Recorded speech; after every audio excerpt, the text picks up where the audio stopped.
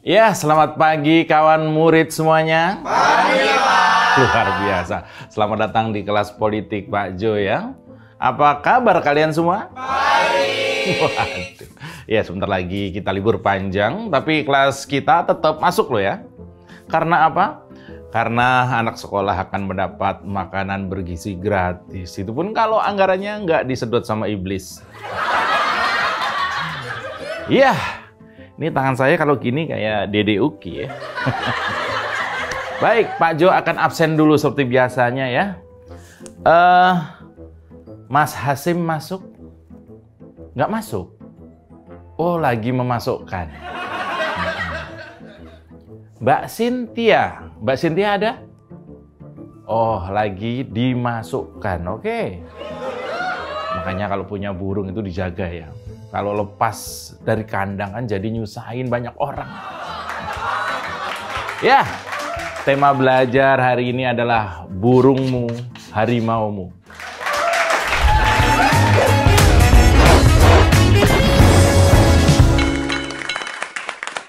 Silahkan buka bukunya, masuk pada bab mengenai khotbah soal sifat kebinatangan. Kok burungnya celamitan? Baiklah, kawan murid sekalian, silahkan lihat di papan tulis ini ya. Bagus banget ya. Ya, kawan murid yang budiman, ini adalah materi pembelajaran budi pekerti kita ya hari ini ya. Kita ambil contoh soal yaitu pernyataan Dewan Kehormatan Penyelenggara Pemilu alias DKPP kemarin. Yaitu yang memberitahukan bahwa ada pemberhentian saudara HA. Ingat, HA ya. Ini Bapak singkat aja ya. Ini Pak Jo singkat. Karena nggak boleh disebut namanya Hasyim Asyari, itu nggak boleh. Jadi harus disingkat ya. Nggak boleh. Sebut namanya itu nggak boleh. HA ya. Siapa tadi bilang Hasyim Asyari? Nggak boleh. Ini disingkat ya. Beliau yang terhormat adalah sesuai dengan pernyataan Ketua DKPP divonis sebagai pelaku kejahatan asusila. Asu dan sila.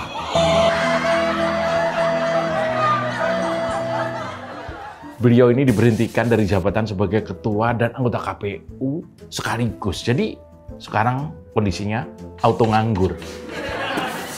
Nah, wanita yang menjadi pengadu merupakan anggota PPLN Den Haag Belanda.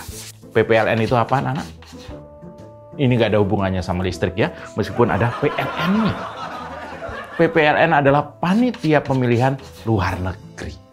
Yang kebetulan korban atau pengadu ini tinggal di negeri kompeni Belanda. Jadi kronologisnya, kawan murid sekalian, singkatnya adalah pengadu mengadu ke Dewan Kehormatan Pemilu karena ada rasa ngilu akibat olah teradu. Ya, ada rasa ngilu akibat ulah teradu. Ketika kabarnya dipaksa adu di Belanda pada akhir tahun lalu. Karena pengadu dan teradu tidak dapat titik temu, padahal pengadu terlanjur ngilu, maka pengadu mengadu sampai itunya teradu ikutan ngilu. Ya, ini sedikit ada pelajaran bahasa Indonesia. Meski menurut berita, pengadu sudah mendapatkan madu-madu yang berupa apartemen baru yang harganya beribu-ribu yang dibeli oleh teradu entah menggunakan duit siapa tanpa babi bu. Tapi itu tidak membuat pengadu minder, takut, apalagi malu untuk memperjuangkan ya, memperjuangkan hak sebagai korban menuntut keadilan yang berujung teradu mendadak jadi pengangguran 2 hari lalu.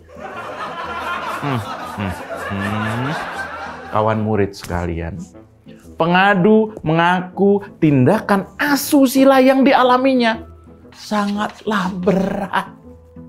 Bahkan dia sebagai korban berasa bingung atas apa yang harus dilakukannya.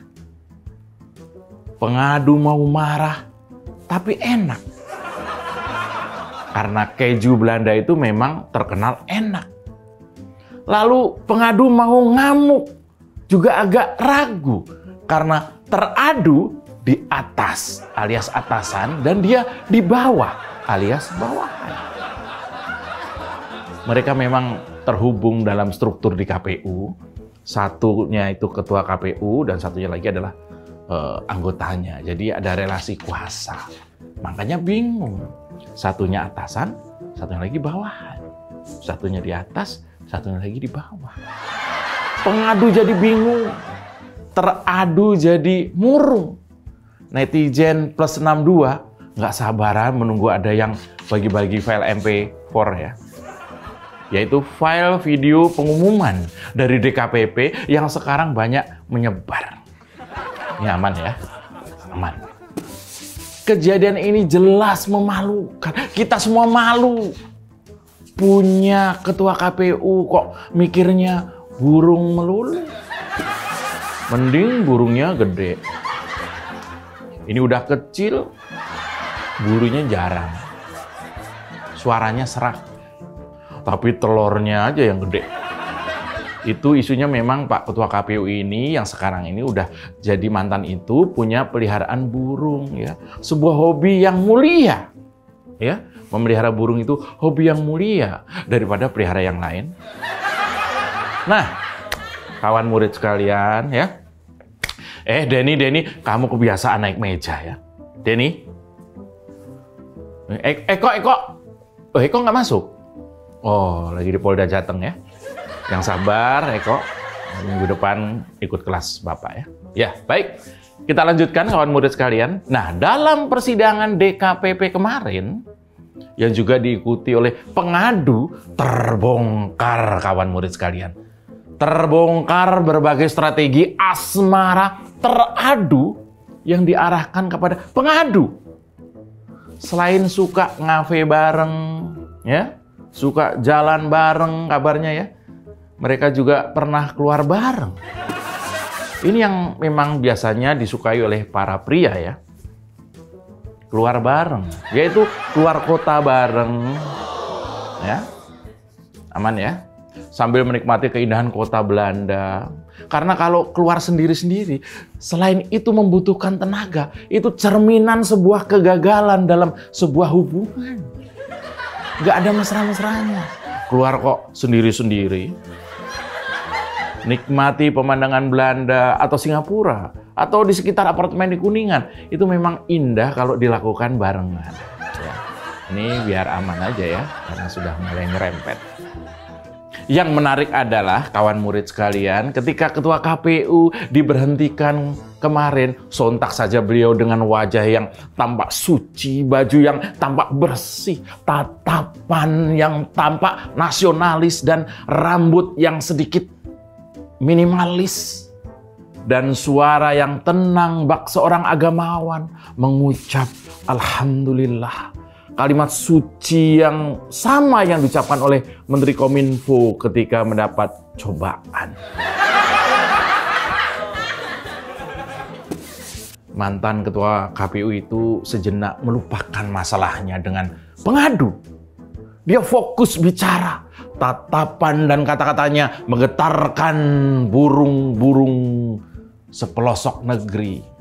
Burung mana yang tidak bergetar?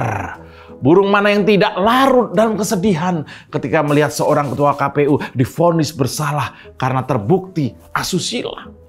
Lalu dipecat. Bukan cuma sebagai ketua KPU saja, tapi juga sebagai anggota KPU. Dipecat. Kawan murid semuanya, baik yang ada di kelas ini maupun yang live daring, ini memang sedikit brutal ya. Dibanding keputusan Ketua Dewan MK yang memutuskan sang paman dipecat sebagai Ketua MK tapi masih bercokol sebagai anggota MK. Ya, kalau Ketua KPU enggak, dia dipecat sebagai Ketua KPU dan juga anggota KPU. Mungkin karena sang teradu ini nggak punya paman di MK alias Mahkamah Kemanuan. Manuk. Publik bertanya kawan murid sekalian. Kenapa ketua KPU baru dipecat sekarang? Kan kejadiannya sejak Oktober 2023. Lalu sahabat saya yang ngajar di sekolah sebelah ya punya argumen. Jelas aja baru dipecat sekarang. Kan tenaganya kemarin masih sangat diperlukan, masih sangat dibutuhkan untuk sebuah kemenangan. Dan meski mantan ketua KPU ini sekarang panen hujatan, tapi saya tidak termasuk yang menghujat. Tidak loh, tidak.